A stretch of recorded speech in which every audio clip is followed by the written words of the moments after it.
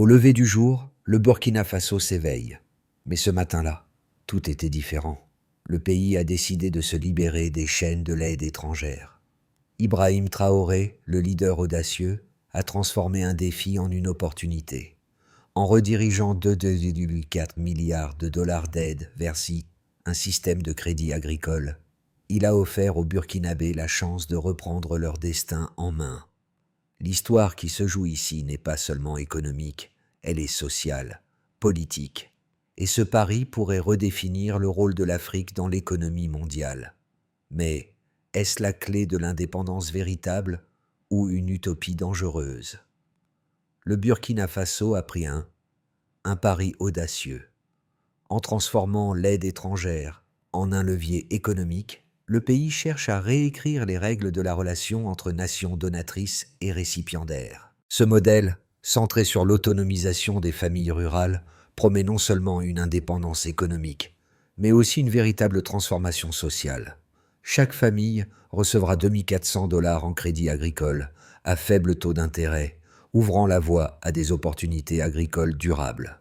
Mais derrière cette promesse de prospérité se cache un pari risqué. Les agriculteurs burkinabés seront-ils capables de rembourser leurs prêts? Le pays pourra-t-il se libérer définitivement de l'aide extérieure? Ou ce modèle innovant risquera-t-il de sombrer sous le poids des dettes? La réussite de ce programme pourrait bien être le tournant décisif pour l'économie de la région. Mais si le système échoue, ce sera un revers humiliant pour le leadership de Ibrahim Traoré et pour tout le continent. Le Burkina Faso, l'un des pays les plus pauvres du Sahel, a pris une décision radicale. Utiliser l'aide étrangère non plus comme un soutien temporaire, mais comme un moteur pour son développement à long terme.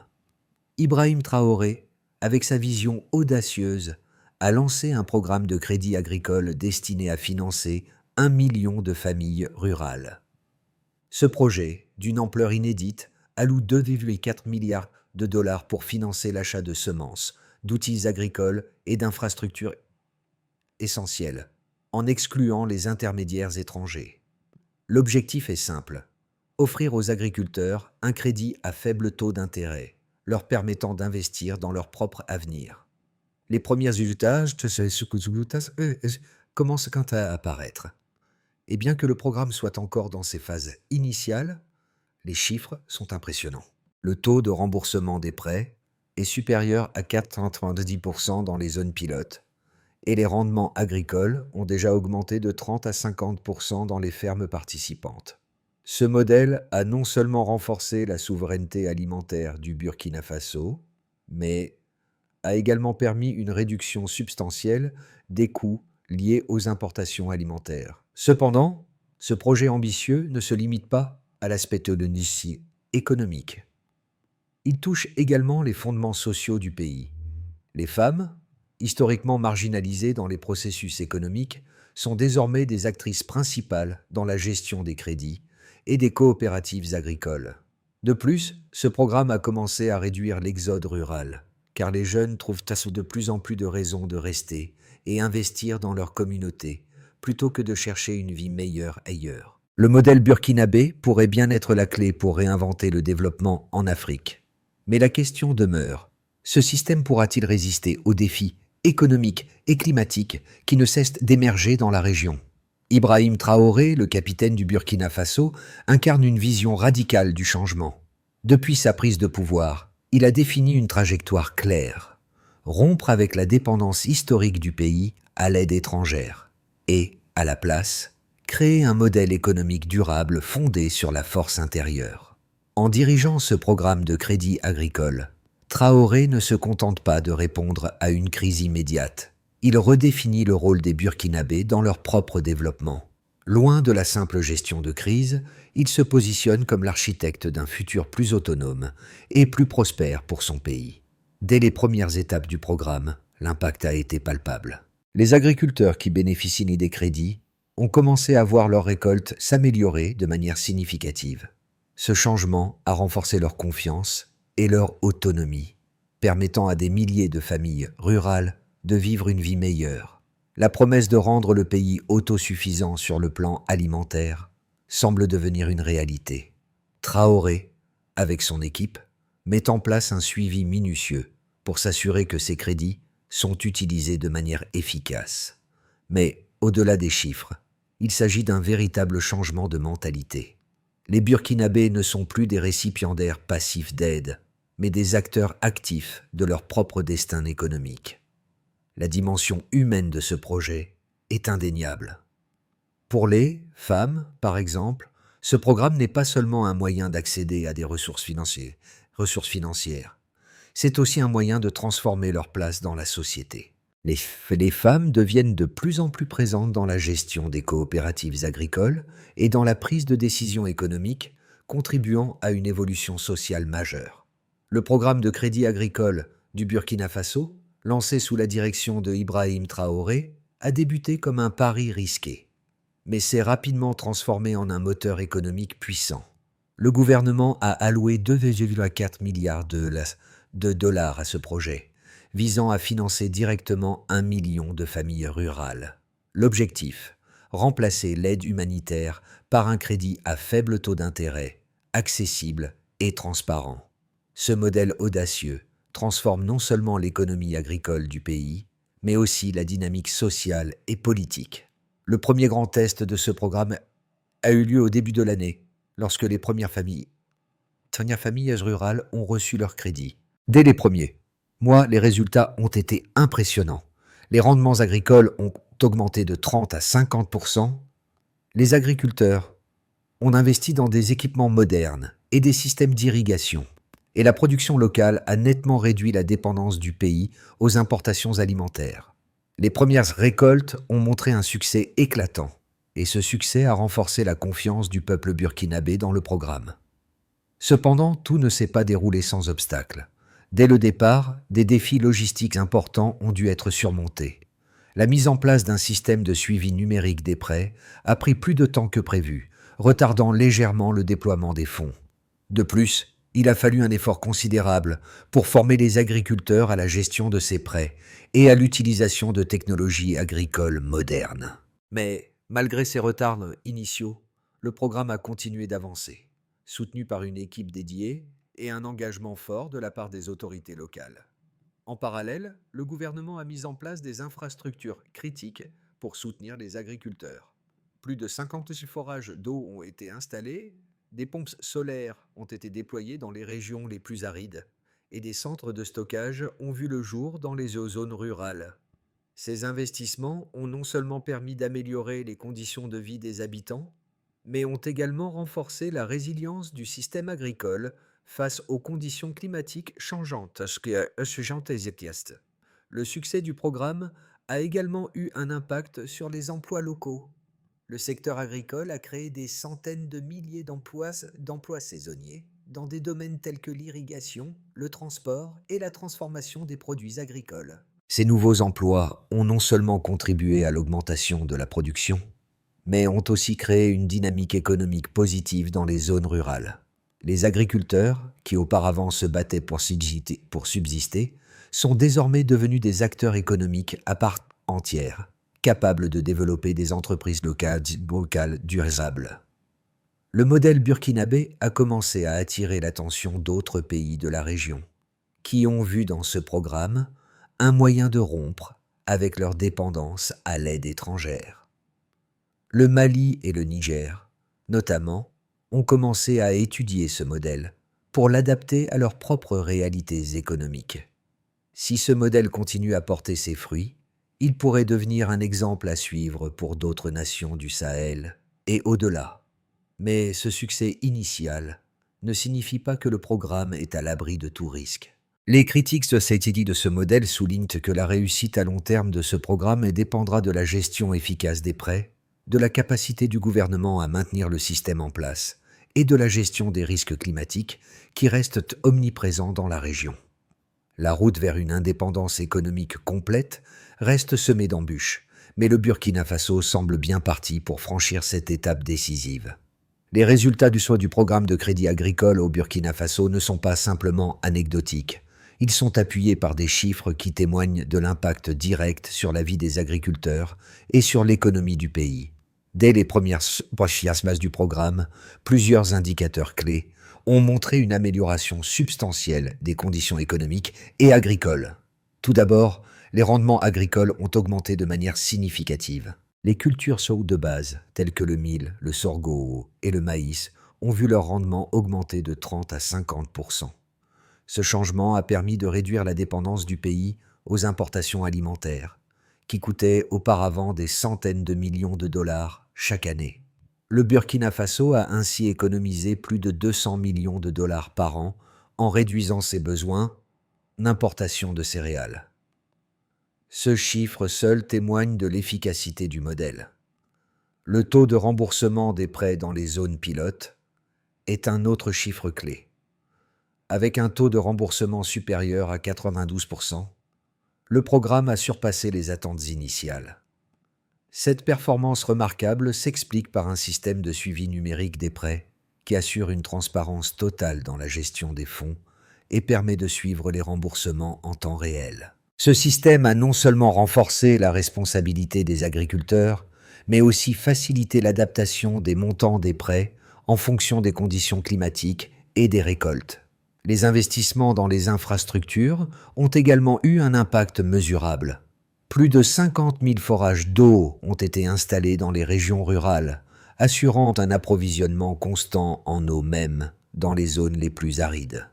Ces forages ont non seulement amélioré les conditions de vie des populations locales, mais ont également permis de renforcer la résilience de l'agriculture face aux sécheresses fréquentes.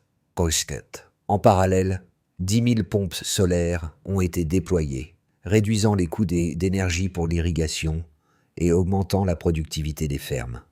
Le programme a aussi créé des milliers d'emplois. Environ 200 000 emplois saisonniers ont été générés, principalement dans les secteurs liés à l'agriculture, comme l'irrigation, le transport et la transformation des produits agricoles.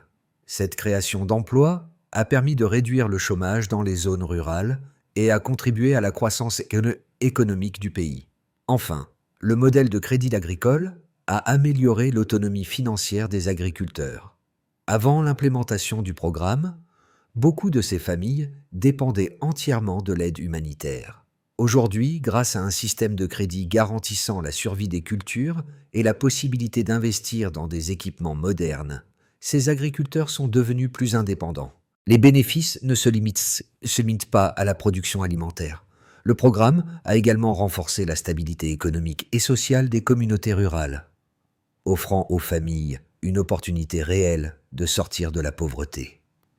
Ces chiffres témoignent non seulement du succès immédiat du programme, mais aussi de son potentiel à long terme. Si le modèle continue sur cette lancée, il pourrait redéfinir l'avenir économique de tout le Sahel et servir de modèle pour d'autres pays en développement.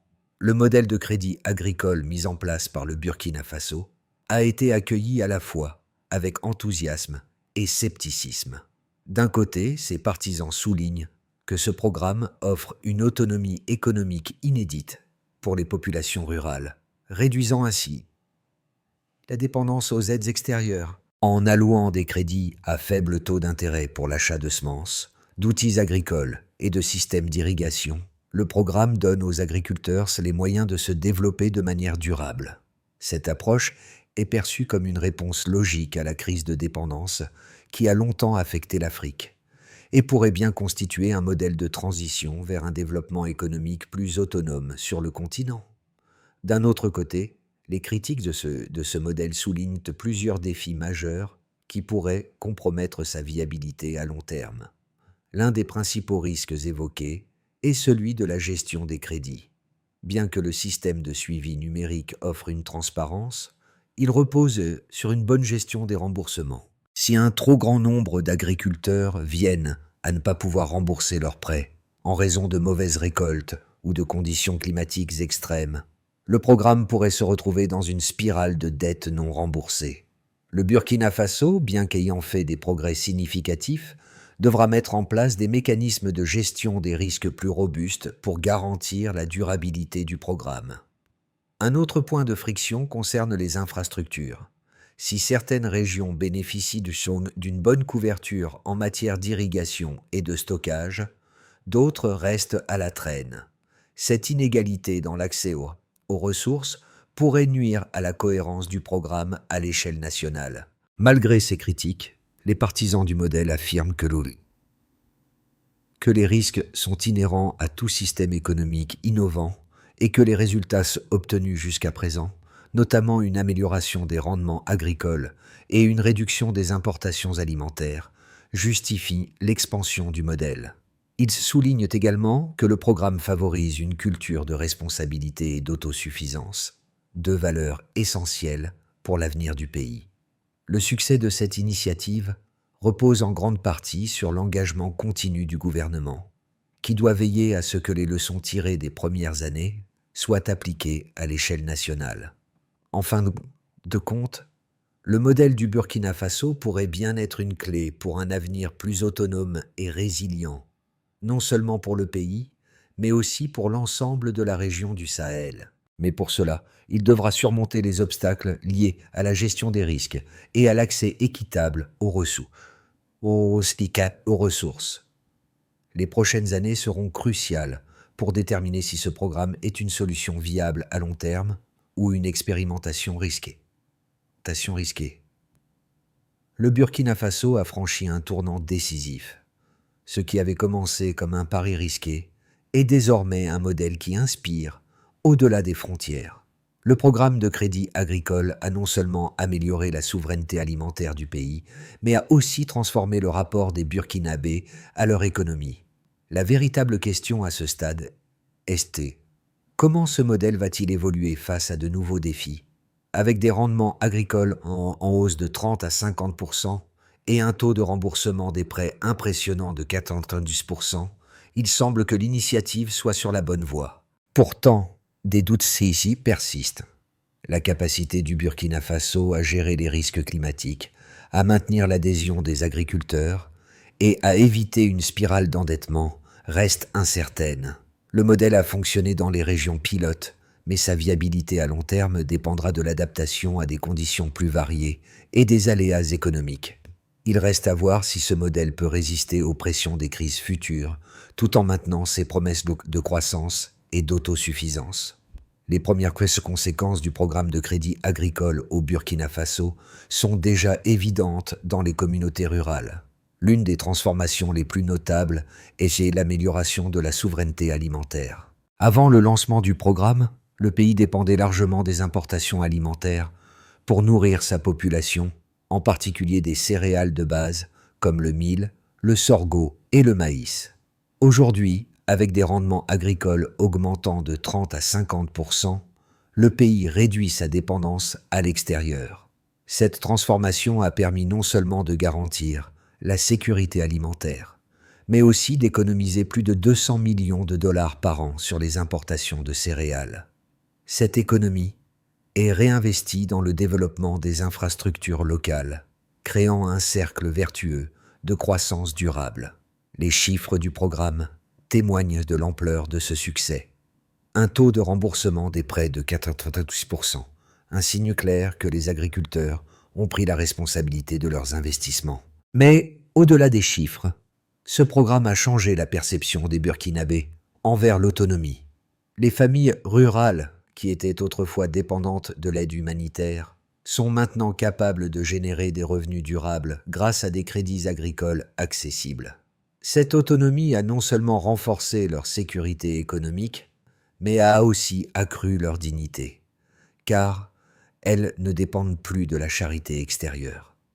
Le programme a également eu un impact significatif sur les emplois locaux.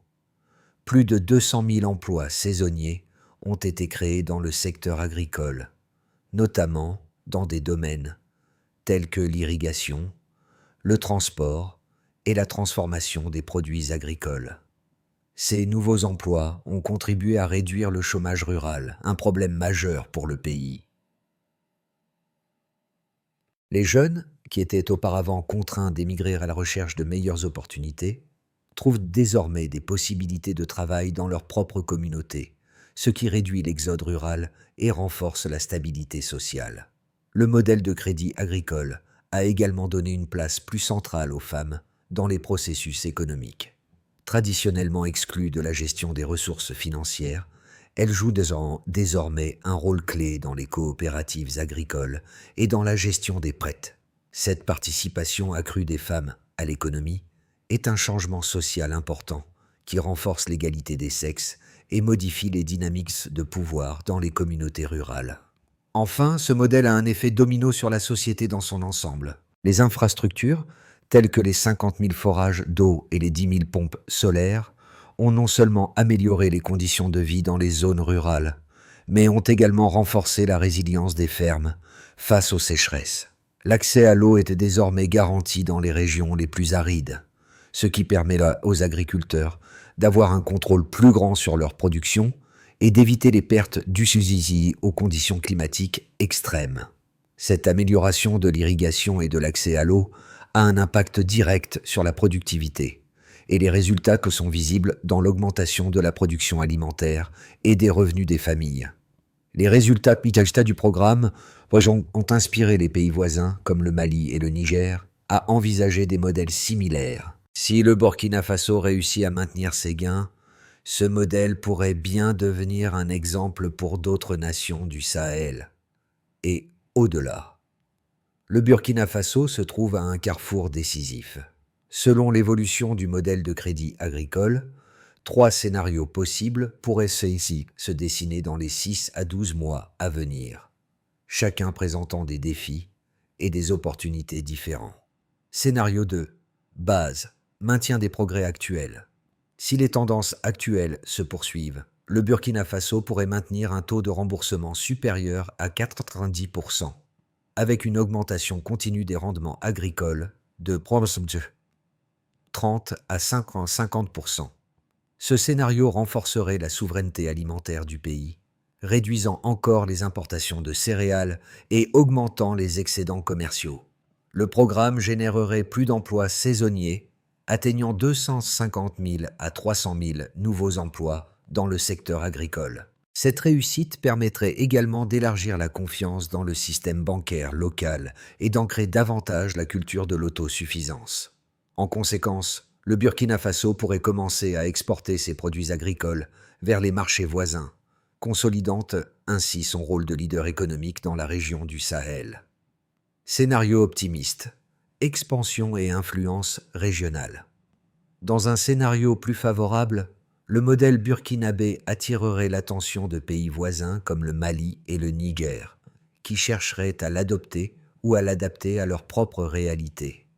Le Burkina Faso pourrait jouer un rôle de pionnier dans la région du Sahel en matière de souveraineté alimentaire et de financement agricole. Une coopération régionale pourrait émerger autour de ce modèle, favorisant une meilleure gestion des réserves de céréales et garantissant une stabilité alimentaire à l'échelle du Sahel.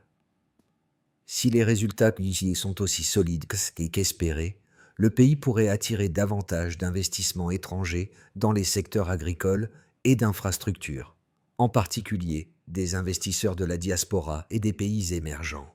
Ce scénario pourrait propulser le Burkina Faso au centre de la dynamique économique de la région. Scénario pessimiste, difficultés économiques et sociales. Cependant, le modèle reste fragile et expose le Burkina Faso à plusieurs risques. En cas de conditions climatiques extrêmes, comme une sécheresse prolongée ou une série de mauvaises récoltes, le pays pourrait connaître un nombre élevé de défauts de paiement de la part des agriculteurs. Bien que le programme dispose de mécanismes d'assurance récolte, ces derniers pourraient ne pas être suffisants pour couvrir toutes les pertes. Un tel scénario pourrait entraîner une instabilité économique et un endettement excessif des agriculteurs, mettant en péril la stabilité financière du pays. De plus, si des tensions sociales apparaissent en raison des inégalités d'accès au crédit ou des difficultés de remboursement, cela pourrait créer un climat de mécontentement et entraver la pleine réussite du modèle.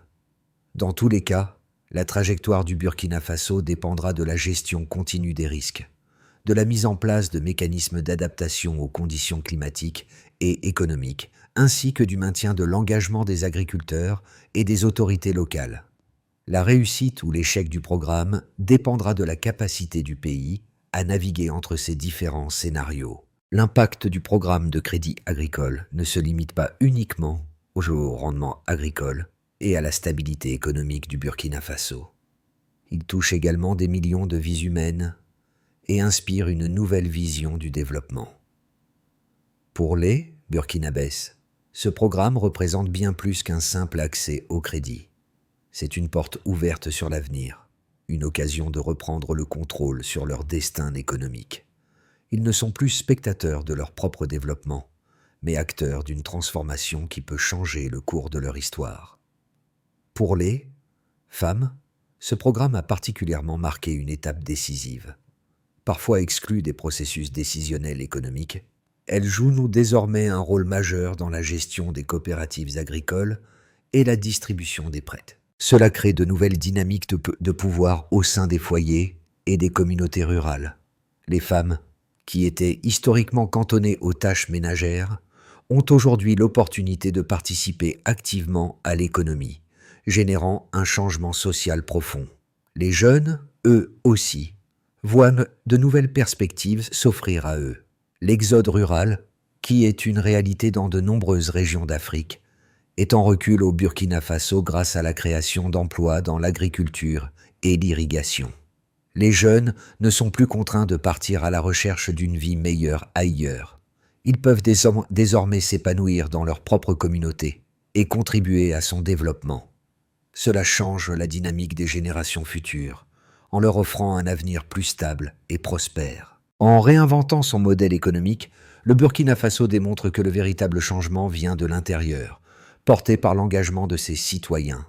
Ce programme offre aux Burkinabés un avenir qu'ils façonnent eux-mêmes, loin de la dépendance et de l'aide humanitaire.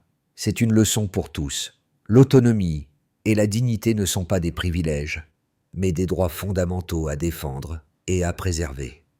Pour garantir la durabilité du programme de crédit agricole et assurer sa réussite à long terme, le Burkina Faso doit suivre un ensemble de stratégies clés qui permettront de renforcer le modèle et d'éviter les risques potentiels. Voici 3 étapes essentielles pour pérenniser cette initiative. Ici, boss 1. Renforcer la gestion des risques. Le Burkina Faso devra mettre en place des mécanismes de gestion des risques agricoles plus robustes. Bien que le programme inclue déjà des assurances récoltes paramétriques, ces dispositifs doivent être améliorés pour mieux couvrir les agriculteurs face aux crises climatiques extrêmes.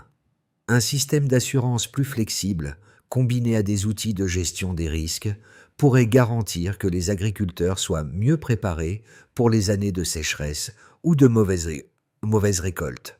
Cela assurerait la pérennité du programme en évitant les défauts de paiement massifs. 2. Améliorer l'infrastructure agricole. Le développement de nouvelles infrastructures agricoles est crucial pour soutenir la croissance du secteur. Le gouvernement devra investir davantage dans des systèmes d'irrigation durable, des forages d'eau et des centres de stockage modernes, en particulier dans les régions reculées. Ces infrastructures permettront non seulement d'augmenter la productivité, mais aussi de réduire les pertes post-récolte. En outre, l'extension du réseau de transport et de transformation des produits agricoles favorisera une meilleure gestion des récoltes et réduira les coûts d'importation. 3. Formation continue et soutien aux agriculteurs. Pour maximiser les bénéfices du programme, il est essentiel que les agriculteurs bénéficient d'une formation continue. Les programmes de formation devraient être renforcés, notamment sur la gestion des prêts, l'utilisation de technologies agricoles modernes et l'adaptation au changement climatique. Un soutien technique constant permettrait aux agriculteurs d'être mieux équipés pour faire face à des conditions de marché fluctuantes et à des défis environnementaux. Ces 3 étapes, si elles sont correctement mises en œuvre, garantiront la pérennité du modèle burkinabé et permettront de le dupliquer dans d'autres pays du Sahel. Le Burkina Faso, à travers son programme de crédit agricole, a réécrit une partie de son histoire. Ce projet n'est pas simplement un modèle économique, c'est une véritable révolution sociale. Il a donné aux Burkinabés un moyen de sortir de la dépendance, de reprendre le contrôle de leur avenir et de redonner de la dignité aux familles. Voilà. Ibrahim Traoré et son équipe ont ouvert la voie à un avenir plus autonome. Un avenir où chaque citoyen, chaque famille, devient acteur de son propre développement. Mais cette transformation ne se limite pas à l'économie.